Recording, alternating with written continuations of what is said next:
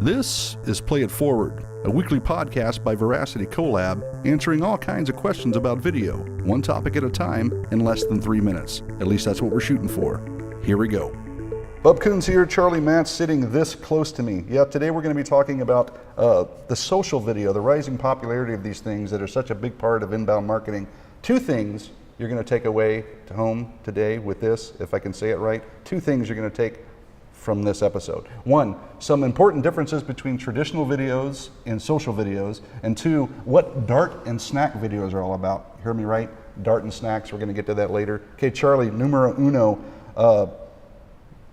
Social's grown like crazy. 10 years ago, it started in earnest, and then 5 years ago, they started tackling video really well. 2 to 3 years ago, it's just rampant. It's everywhere. So when I'm considering doing social videos, do I need to think about it differently than the way I used to do traditional videos at all?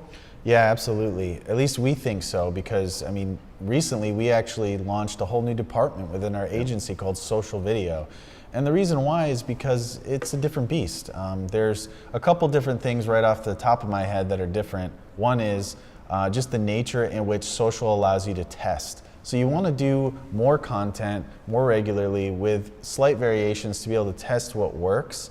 The other thing is quality.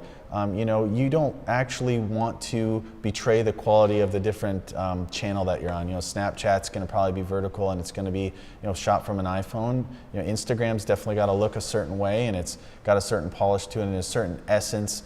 There actually is science to what works in these channels. And so you've got to have a team, I believe, that's dedicated to understanding those things really well. Larger productions are appropriate for a lot of things, but social is kind of its own little ecosystem, and it's always changing too. So keeping up with how that's changing, what is appropriate for the different channels based on what's even allowed, or what's beneficial and what's effective.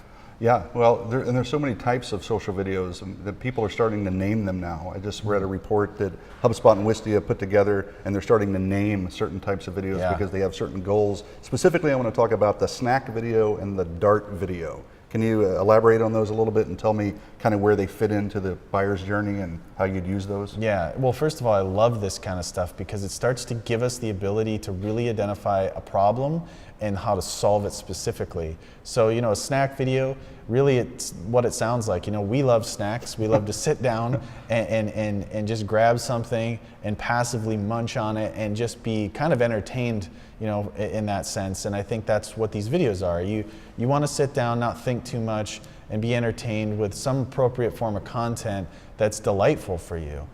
It doesn't have to be specific to any one thing other than, that large picture of what we think of when it comes to a snack. The dart video is, think of it like throwing a dart at the wall at a specific target.